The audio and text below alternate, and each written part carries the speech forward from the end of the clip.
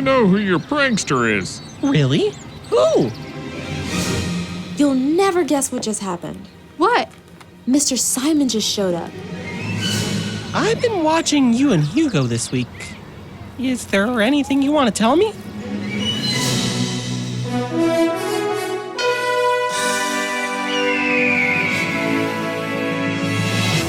I'm Miss Jean. Join me on a trip to Discovery Mountain, where the air is clear enough to hear your imagination, and where every day is an exercise in faith. Join me for today's expedition in Discovery Mountain.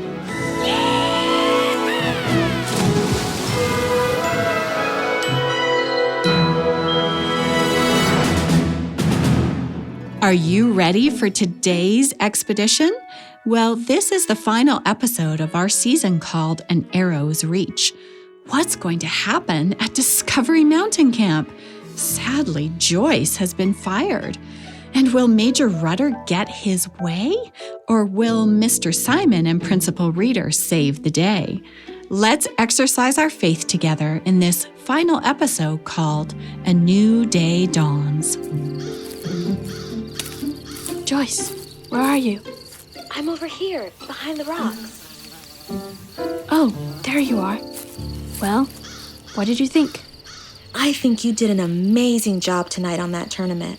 Every shot was perfect. Between that and your progress on the harp this week, I'm really proud of you. Thanks. But I meant about the red trick arrow. Did you get the message? I got the message.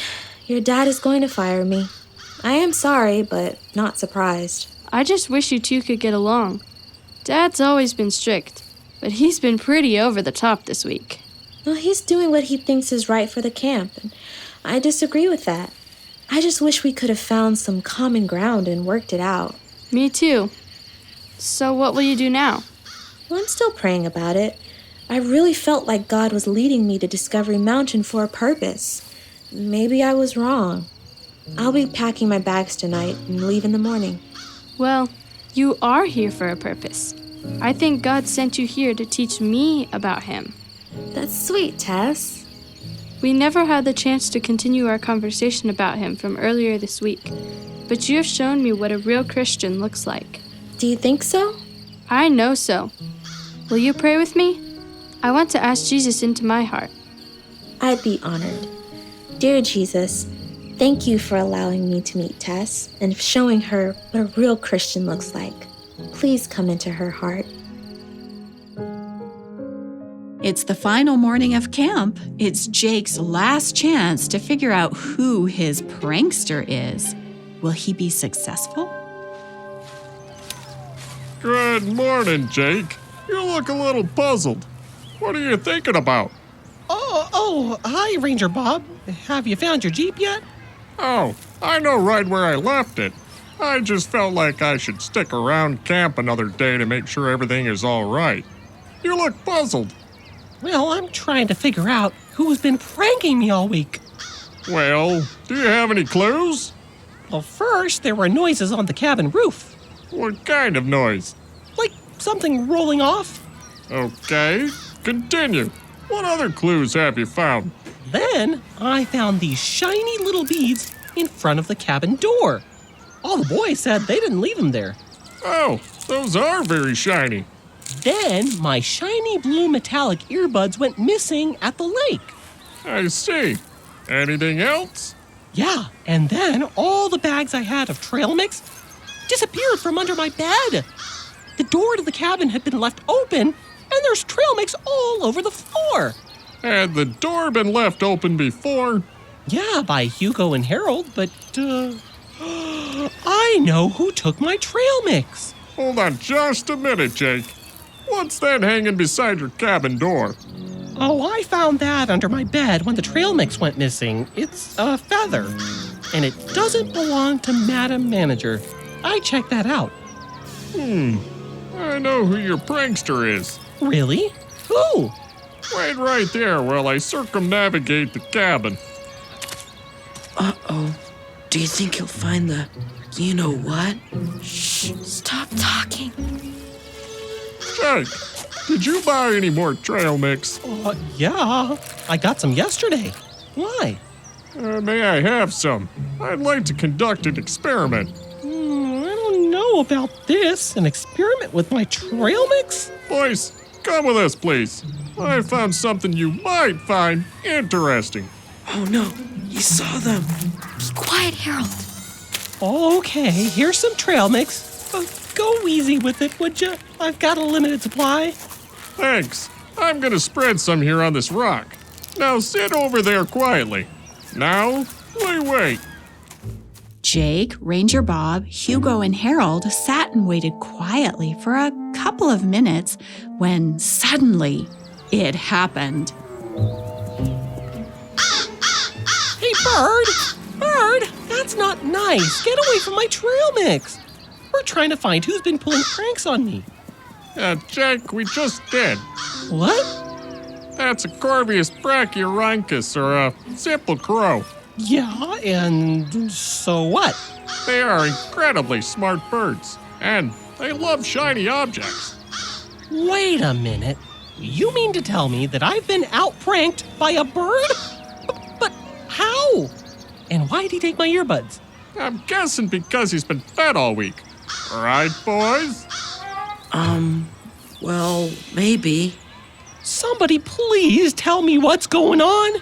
Well, your campers here have been feeding this crow trail mix all week. Crows like shiny things and have also been known to bring people presents.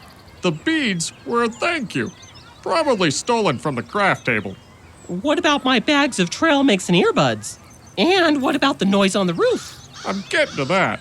If you walk around the cabin, Jake, you will find walnut shells smashed on the rocks. Your crow here has been getting walnuts from the cafeteria bird feeder, rolling them down your metal roof and onto the rocks to break them open. Wow, I didn't know they could do that. They've been known to use all kinds of tools to get to food. Now, as for your missing items, have your campers search around the surrounding area. Your earbuds and missing trail mix are likely nearby. Maybe in a crack in the rocks or an empty tree stump. Okay, boys, you fed them. Now go find my stuff. Yes, Counselor Jake. Yes, sir. Oh, I sure do hope they find those earbuds. Natasha gave them to me for my birthday. Don't worry about it, Jake. I think you will have them back in no time at all.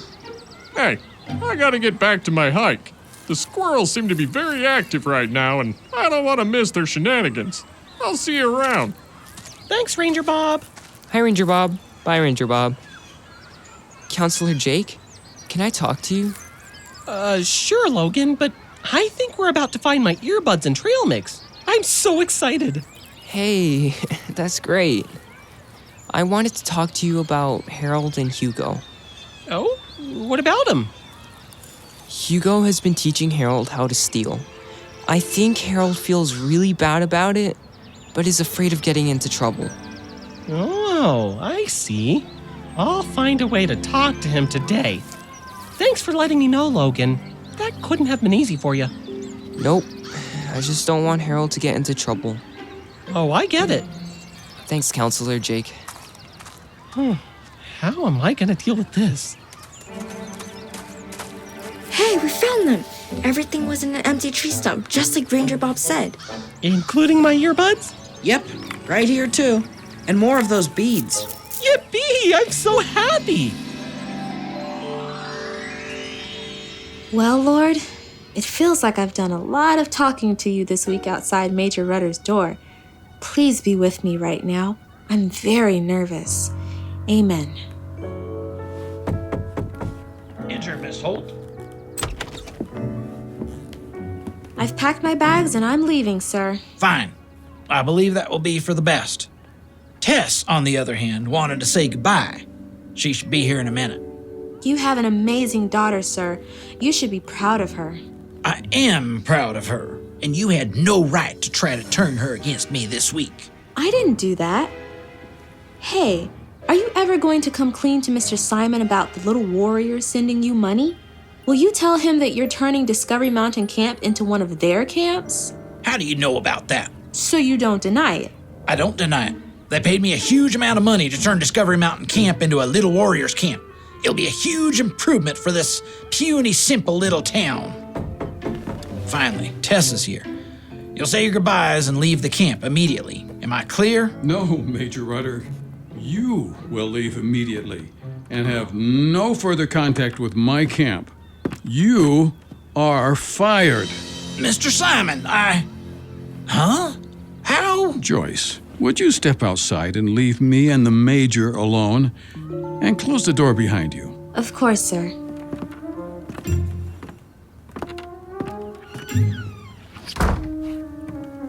Joyce, I'm glad I caught you. I'll write to you, I promise. Slow down, Tess. You'll never guess what just happened. What? Mr. Simon just showed up, and he fired your dad. What? That's amazing. Oh, wait, no it's not. That means I'm fired too. I don't want to leave. Hold on. He's in there talking to your dad right now. Let's just see what happens before we panic. Tess, your mother will come pick you up at the end of the summer. Wait, I get to stay? Yes, I made a deal with Mr. Simon. You get to stay. Oh, and Major Rudder, Yes, sir? leave the camp whistle with Miss Holt, please. Miss Holt, here. Goodbye. Dad? I'm so confused. Tess, Joyce, please sit down in the office. It's so good to see you, Mr. Simon. Good to see you too, Joyce. I'm so sorry I've been absent this week. I really thought that Rita and I had made the right decision when we hired you and Major Rudder. Turns out we made half the right decision. Will you stay and be the director of Discovery Mountain Camp? Say yes. The director? Me? Yes. You've shown that you are more than up for the job. Well, I would be honored. Mr. Simon, what deal did you make with my dad? That I wouldn't press charges if he would leave quietly and let you stay. Joyce wrote to me about how great you have been this week and how we need a junior counselor like you. Thank you. Thank you both. So what now? Now, what do you say we put things back the way they're supposed to be? On it. Can I finally fly in Blue Birdie? I will take you up in her myself. Come on, let's go. Finally, things are getting back as they should be. It looks like Joyce, or should I say Camp Director Holt, is gathering the campers at the flagpole. Let's join them. Campers, attention! Mr. Simon would like to say a few words. Campers, I apologize to each one of you for how this week has gone. We're going to make everything right. I've asked Miss Holt if she'll be the new camp director, and she has said yes. Is that okay with all of you? You're in good hands, campers. My next stop is to Little Lake to unchain Blue Birdie. If any of you would like a ride today as soon as you've been dismissed, come and see me. Thanks, everyone. So for the rest of the day, all activities will resume as normal. If you are swimming, have fun and be safe, but no more laps are required. All right. The arts and crafts area is reopened, and I have a huge box of mail here for everyone. Counselors, please help me distribute these. And special delivery, Charlotte, you have 2 letters from your brother. He didn't forget about me. I'll help pass out the mail. Come on, Jake. In a minute. I've got something to do first. And one final announcement from our drama director. Hey everyone, the drama will take place tonight. We practiced all week in faith that we would be able to perform. God has opened the way for us. Let's honor him with a good program. See you soon. Dismissed. Piper, Yumi, come on. We can all go work on the costumes for the drama production. Hey, Harold, can I talk to you for a minute? Sure, what's up? I've been watching you and Hugo this week. Oh, Is there anything you want to tell me? stole 2 bags of your trail mix from under your bed. Harold, why'd you do it? I thought Hugo was cool. After he got up on the roof, I wanted to be more like him. He dared me to. And did it make you feel cool? No, I felt bad about it all week. Well, thanks for telling me. I'm really sorry, Counselor Jake. You're forgiven. I guess I need to talk to Hugo, too. Hey, Hugo. Yeah? I should have said no when you told me to steal Jake's trail mix. Yeah, whatever, Harold. You're just back to being a pushover, that's all. Hey, DeMarcus, wait up. Want to see a trick? So, what do I do now, Jake? Well, Harold, not everyone changes in a day, you know. Just keep doing the right thing, and we can pray for him. Now, I've got a drama production to get ready for. We'll take a short break and be back right after this. Hey, it's Sean Boonstra, Speaker Director of The Voice of Prophecy. Has Discovery Mountain been an encouragement to the children in your life? Weekly Discovery Mountain episodes are made possible through the generosity of our supporters. Would you like to join us as a supporter? Call us at 1-877-566-7365. After a very busy day, it's finally time for the drama production. All right, actors. This will be our first time on the stage in a few days. Remember, we had to shorten the play, so Joyce, instead of playing Abigail, I want you backstage playing the harp. Will do. And Caleb, you play David, and I'm King Saul. Yes, my lord. All right, Jake, you are Jonathan. Natasha, you are Saul's daughter, Princess Michael. And Tess, would you be our narrator this evening? Really? I would love that. Excellent. Here's your script. Piper and Yumi, you will be women in the town and servants for the feast. Head on over to Charlotte between scenes to get help with your costume changes. Here are your costumes. They were brown, but I added some lace and glitter to the fabric. After all, you are serving the king. Thanks, Charlotte. Thanks, Charlotte. Okay, a quick prayer and we begin. Dear Heavenly Father, thank you for bringing us through a challenging week at camp. Bless our efforts with the drama and help the story to build our faith in you. Amen. Amen. Places, everyone. It's time to start.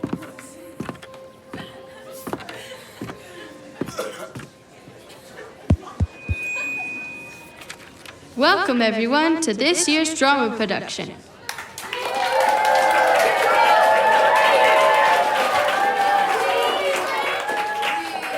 Now, David had killed the giant. Goliath was the man that everyone was terrified to fight. As soon as the Israelites had beaten the Philistines, David was taken to Saul's tent, where he met with King Saul and Jonathan, his son. Jonathan and David were instantly best friends. But King Saul, realizing that David was blessed by God, kept David with him everywhere Saul went, hoping some of God's blessing would fall on him too. And for a while, it seemed to work. Then one day, when Saul and David came back from a battle, I'm very pleased with you, David. God blessed us with victory over our enemies today. Thank you, sire. I live to serve. Ah, here come the women from our beautiful city. Saul has slain his thousands and David his 10,000s. What's this? They give David more glory than their king for the battle? Might as well give him the kingdom too while they're at it. And Saul became very jealous of David from that day forward. Not long after, Saul came up with an idea that he hoped would kill David. He promised to marry his daughter, Princess Michael, to David if David would kill 100 Philistines. David and his men were blessed by God and came back doubly victorious. So, David married the king's daughter. Oh, David, I'm so happy to be your wife. You are brave and blessed by God. Meanwhile, Saul was once again planning to kill David. Jonathan and my guards, I ordered you to kill David tonight at his house. But because Jonathan loved David, he warned him instead. My father wants to kill you. Hide tonight and I'll talk to him. I'm sure I can calm him down. Thank you, my friend. The next morning, Jonathan spoke to his father about David. Please, Father, he has defeated many of our enemies for you. Don't do this evil thing. You're right. I will have him come to dinner this evening and play his harp for me. It always calms me. This is wonderful. That night, David came and played before Saul, but Saul kept his spear in his hand as he ate. Would you like anything else for dinner, my king? No, thank you. You play well, David. Thank you, my king. However... David, run! He nearly pinned me to the wall with his spear. I better run. Guards! Go to David's house. I want you to be rid of him in the morning. Michal found out that her father was trying to kill David. So that night... David, you must run for your life. My father is going to kill you in the morning. He has the whole house guarded. How am I supposed to get away? You can crawl out the window and down to the ground. Run to the prophet Samuel. My father will not hurt you if you are with the prophet. Good idea, but Saul will find out that I am gone, and he will hurt you for saving me. Don't worry about me. Look, I will take this statue head, goat hair, and these pillows, and I'll put it in the bed and tell them that you are sick. See? Looks enough like you. It may fool them for a little while. Very clever. Goodbye. Goodbye. Be safe. And David escaped out the window, and Michal took the statue and placed it in the bed, telling Saul's servants, I'm sorry, my husband is sick and is not to be disturbed. The servants came back and told Saul, Bring his bed to me, that I may be rid of him myself. And they brought the bed. But when the sheets were pulled back, He's not here. Where is he? Michal talked to her father, and David had enough time to escape. He ran to the prophet Samuel, but Saul didn't give up. Eventually, David left the prophet Samuel and made his way back to Jonathan. Jonathan, my friend, what have I done to your father that he hates me so much? My father will do nothing, big or small, without telling me first. Why would my father not tell me he wants to kill you? No, it's not true. Your father knows you and I are best friends. But as the Lord lives, I promise there is only a step between me and death. I'll do anything for you. What do you need? Tomorrow is the new moon feast, and I'm supposed to sit at the king's table with both of you. Instead, I will hide in the field until the third night of the feast. And what will that do? If your father misses me, then tell him I had to go home for a yearly sacrifice with my family. Okay. If Saul says, that's fine, then I'm in no danger. But if he gets angry, then you will know he is going to kill me at the feast. And then I'll come out to the field with a servant boy and shoot 3 arrows to let you know his plans. A warning? Yes. If I tell the boy the arrows are close to him, then you know you're safe. But if I tell him they're far beyond him, then you know you should run far away. The feast began. Day 1, Saul said nothing about David missing. But on day 2, he asked Jonathan why David was not there. Jonathan did what David had told him. Saul became very angry and threw his spear at his son. Then, Jonathan knew what he needed to do. The next morning, he took his bow and a servant boy and went to the field. Here comes your part, Robin. How are you going to shoot the arrows and not hit Caleb or Jake? Easy. The arrows are attached to this wire cable, like a zip line. They will go exactly where they're supposed to. That's cool. Shh, here goes.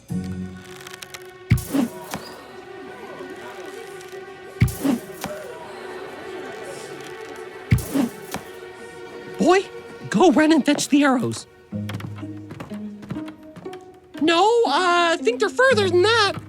A little further. Good. Now go back to the palace.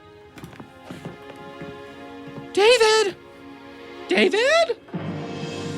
Where are you? I'm over here, behind the rocks. Ugh, I am very angry with my father.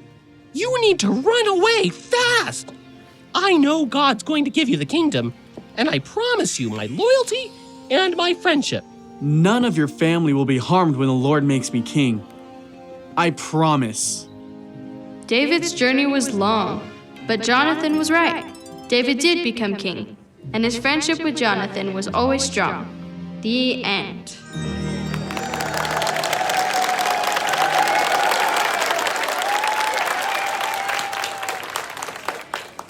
Thanks, y'all, for coming. You know, it's been quite a week. God saved our camp again.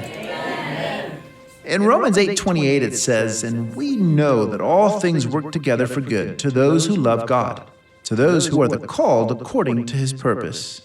Why don't we sing the camp theme song as we go, starting with verse 2. Here we go.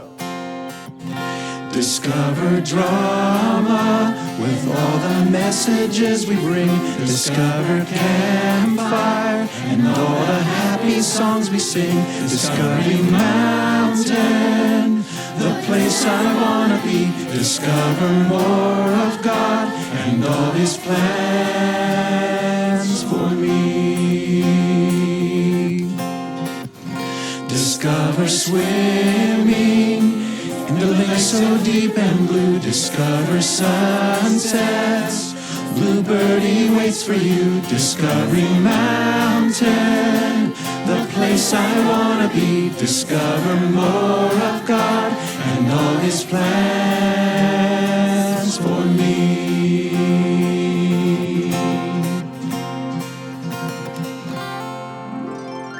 Well, it's the end of another season and another Discovery Mountain camp. It sure is. I'm glad that everything went back to normal, more or less, and that Joyce will be the new camp director. Me too. What a different camp week. But God worked things out in the end. He did. And you know, Mr. Garcia summed it up so nicely. He really did.